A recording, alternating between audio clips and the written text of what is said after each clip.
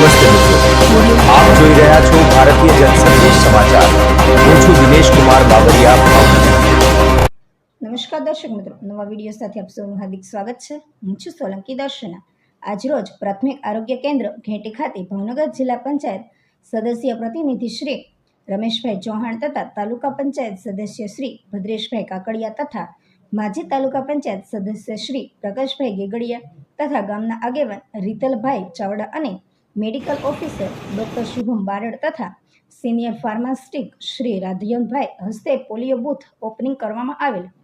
કાર્યક્રમને સફળ બનાવવા માટે મેલ સુપરવાઇઝર શ્રી વિરલભાઈ ડોડિયા તથા ફિમેલ સુપરવાઇઝર શ્રી સોનલબેન તથા ફી હેલ્વ સેજલબેન અને તમામ સ્ટાફ દ્વારા તૈયારી કરવામાં આવેલ, જેમાં ઘેટી ગામના આંગણવાડીના બહેનો તેમજ ઘેટીના આગેવાનો સહિત ઉપસ્થિત રહ્યા હતા. અહેવાલ બ્યુરો દિનેશ કુમાર બાબરિયા, ઘેટી.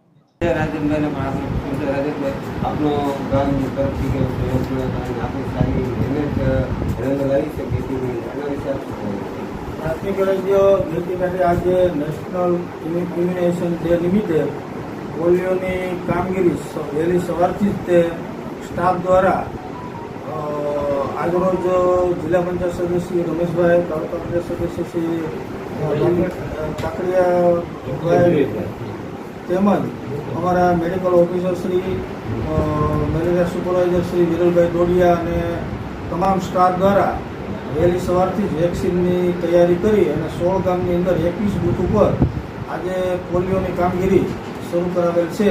અને ઘેટી મુકામે પ્રાથમિક આરોગ્ય કેન્દ્રના બૂથ ઉપર પણ સવારથી જ તે વાલીઓ 0 થી 5 વર્ષના બાળકોને લાવી અને સારામાં સારી કામગીરી અત્યારે ચાલુ છે. સરસ, ધન્યવાદ. તો અમારી સાથે જિલ્લા પંચાયતના સદસ્ય પ્રતિનિધિ એવા રમેશભાઈ ચૌહાણ છે. આપણે એમને રમેશભાઈ, તમારું શું કહેવું છે? આજના રવિવારે પોલિયો દિવસ નિમિત્તે નેશનલ વેક્સિન દિવસ નિમિત્તે આજે રવિવારે ઘેટી પ્રાથમિક આરોગ્ય કેન્દ્રમાં આજે વેક્સિન આપવામાં આવી રહી છે. અને અહીંયા 21 બૂથ પર 16 ગામની અંદર કામગીરી ચાલુ છે. આજે અહીંના તમામ સ્ટાફ અત્યારે હાજર છે અને તમામની કામગીરી સારી છે.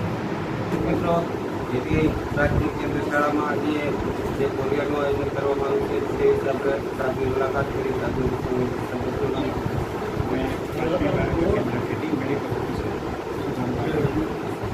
સાહેબ, આજના કાર્યક્રમ વિશે આપ શું કહો છો?